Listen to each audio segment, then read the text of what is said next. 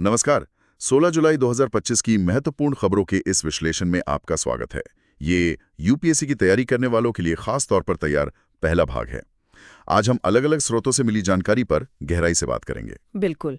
आज हम देखेंगे कि परीक्षा के लिहाज से क्या जरूरी है। हाँ, तो आज के मुख्य बिंदु रहेंगे अमेरिकी टैरिफ का भारत पर असर, फिर पीएमकेवीवाई के 10 साल, भारत की गैर जीवाश्म ईंधन क्षमता में एक अहम पड़ाव और भारत में ग्लोबल कैपेबिलिटी सेंटर्स की स्थिति। हो सकता है कुछ विषयों पर हमने पहले भी बात की हो, तो ये एक तरह से रिवीजन भी हो जाएगा। सही है। तो चलिए शुरू करते हैं। पहली बात, नीति आयोग की रिपोर्ट। ये अमेरिकी टैरिफ व्यवस्था का भारत पर क्या असर होगा, इसका विश्लेषण करती है। अच्छा। रिपोर्ट कहती है कि अमेरिका को जो हम निर्यात करते हैं उसके लगभग 61% व्यापार मूल्य में भारत अपनी बाजार हिस्सेदारी मतलब मार्केट शेयर बढ़ा सकता है। 61%? ये तो काफी बड़ा आंकड़ा है। किन क्षेत्रों में? हाँ, खासकर परमाणु रिएक्टर, लोहा इस्पात, कपड़े, बिजली के सामान और वाहन जैसे क्षेत्रों में। यहां हमें चीन, मेक्सिको और कनाडा के मुकाबले टैरिफ का फायदा मिल सकता है। ये दिलचस्प है। मतलब ये भारत के लिए एक मौका है कि वो ग्लोबल सप्लाई चेन में अपनी जगह मजबूत करे। बिल्कुल। लेकिन इसमें चुनौतियां भी होंगी, जैसे कि रिपोर्ट में भी शायद जिक्र हो, इलेक्ट्रॉनिक्स और जो श्रम गहन कपड़ा उद्योग है, वहां हमें अवसर तो है पर कंपटीशन भी बहुत है। हाँ, रिपोर्ट में निर्यात बढ़ाने के उपाय भी सुझाए गए हैं, जैसे श्रम गहन क्षेत्रों में पीएलआई योजना का विस्तार करना। अच्छा, पीएलआई का विस्तार। और व्यापार सुगमता मतलब ट्रेड को आसान बनाना, खासकर वो जो एयू प्रोग्राम है, ऑथराइज्ड इकोनॉमिक ऑपरेटर, उसमें सुधार करना और भारत ईयू एफटीए जैसे समझौतों पर जोर देना। हाँ, ये रणनीतिक कदम जरूरी होंगे ताकि इन मौकों का पूरा फायदा उठाया जा सके। सही कहा। अच्छा, अब आगे बढ़ते हैं। प्रधानमंत्री कौशल विकास योजना पीएमकेवीवाई, इसके 10 साल पूरे हो गए हैं। हाँ, 2015 में शुरू हुई थी ये योजना। स्किल इंडिया मिशन का एक अहम हिस्सा है जी। और अभी इसका चौथा चरण मतलब पीएमकेवीवाई 4.0 चल रहा है। इसमें 3 तरह की ट्रेनिंग है, शॉर्ट टर्म ट्रेनिंग, फिर आरपीएल यानी पहले से जो हुनर है उसकी पहचान, रिकॉग्निशन ऑफ प्रायर लर्निंग। हाँ, ये अनौपचारिक सेक्टर के लिए बहुत जरूरी है। बिल्कुल। और स्पेशल प्रोजेक्ट्स भी हैं। आंकड़े देखें तो 1.63 करोड़ से ज्यादा युवाओं को ट्रेनिंग दी जा चुकी है। ये संख्या तो काफी प्रभावशाली है। और इसमें करीब 45% महिलाएं हैं। एआई, आईओटी, रोबोटिक्स जैसी नई तकनीकों को भी शामिल किया गया है। ये अच्छी बात है कि भविष्य की तकनीकों पर ध्यान दिया जा रहा है।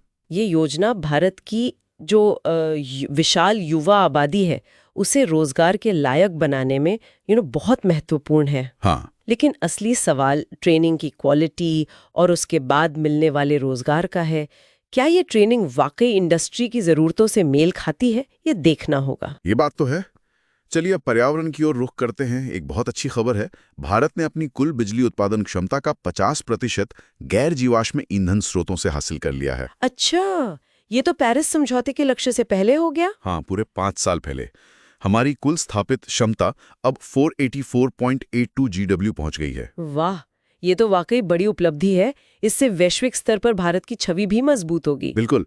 और इसके पीछे पीएम सूर्य घर योजना, पीएम कुसुम, सोलर और विंड एनर्जी के लिए पीएलआई स्कीमें और ग्रीन एनर्जी ओपन एक्सेस नियम जैसी कई पहले हैं। सही है। ये दिखाता है कि विकासशील देश भी क्लीन एनर्जी की तरफ तेजी से बढ़ सकते हैं। इससे हमारी आयात पर निर्भरता भी कम होगी और ऊर्जा सुरक्षा बढ़ेगी। सही कहा। अब एक और अहम विषय, ग्लोबल कैपेबिलिटी सेंटर्स यानी जीसीसीज। वित्त मंत्री ने भी भारत में इनकी स्थापना को बढ़ावा देने पर जोर दिया है। हाँ, जीसीसीज ये बेसिकली बड़ी विदेशी कंपनियों के भारत में अपने ही सेंटर्स होते हैं जो अपनी पेरेंट कंपनी को आईटी, आरएनडी, फाइनेंस जैसी सेवाएं देते हैं। जी। और भारत में इनकी संख्या काफी ज्यादा है, 1800 से भी ज्यादा। दुनिया के लगभग 50% जीसीसीज भारत में हैं। अच्छा, ये तो बहुत बड़ा हिस्सा है। हाँ, और ये अर्थव्यवस्था में करीब 68 बिलियन डॉलर का जीवीए यानी वैल्यू एडिशन करते हैं और लगभग 21 लाख लोगों को रोजगार देते हैं। इसके पीछे वजह क्या है? मतलब भारत में ही क्यों इतनी जीसीसीज? मुख्य वजह है कम लागत, यहाँ स्किल टैलेंट की उपलब्धता, खासकर अंग्रेजी बोलने वाले युवा, और हमारी डिजिटल तैयारी। ये तो समझ आता है, लेकिन इसमें भी कुछ चुनौतियां होंगी। बिल्कुल हैं, जैसे कि कुशल वर्कफोर्स ज्यादातर बड़े शहरों में है, टियर 2, टियर 3 शहरों में इनकी कमी है। इंफ्रास्ट्रक्चर और कभी-कभी नियम भी थोड़े जटिल हो जाते हैं। हाँ, और भविष्य में इन जीसीसीज को एआई, ऑटोमेशन जैसी टेक्नोलॉजी को अपनाना होगा और ईएसजी लक्ष्यों के साथ भी तालमेल बिठाना होगा। सही है। अब जल्दी से कुछ और छोटी मगर अहम खबरें देख लेते हैं हाँ। कि अगर सेल्फ रेगुलेशन फेल होता है तो सरकार दखल दे सकती है। ये संतुलन जरूरी है। जून 2025 में खुदरा महंगाई सीपीआई 6 साल के निचले स्तर 2.10% पर आ गई है। ये राहत की बात है। एनपीपीए ने 71 जरूरी दवाओं की कीमतें तय की हैं और अगली पीढ़ी की शिंकानसन बुलेट ट्रेन तकनीक भारत और जापान में एक साथ पेश की जाएगी मुंबई अहमदाबाद प्रोजेक्ट के लिए। अच्छा, ये भी अहम है। और ऑस्ट्रेलिया भारत मैत्री अनुदान 2025 की भी घोषणा हुई है। साथ ही मेघालय में बेहदिन खलाम त्योहार मनाया गया। काफी सारी खबरें हैं। तो ये थी 16 जुलाई 2025 की कुछ अहम खबरें जिनका हमने विश्लेषण किया। हाँ, आज हमने अर्थव्यवस्था, कौशल विकास, पर्यावरण, तकनीक और अंतर्राष्ट्रीय संबंधों से जुड़े कई पहलुओं पर बात की। बिल्कुल। इस पूरी चर्चा से एक विचार मन में आता है। जैसे जैसे भारत वैश्विक मंच पर अपनी भूमिका बढ़ा रहा है और तकनीकी रूप से आगे बढ़ रहा है, वो घरेलू स्तर पर समावेशी विकास मतलब सबका विकास और सभी के लिए समान अवसर कैसे सुनिश्चित कर सकता है, ये एक बड़ा सवाल है। सोचने वाली बात है। उम्मीद है ये चर्चा हमारे श्रोताओं के लिए उपयोगी रही होगी। ऐसी और भी गहन चर्चाओं के लिए हमें लाइक और सब्सक्राइब करना ना भूलें। धन्यवाद। धन्यवाद।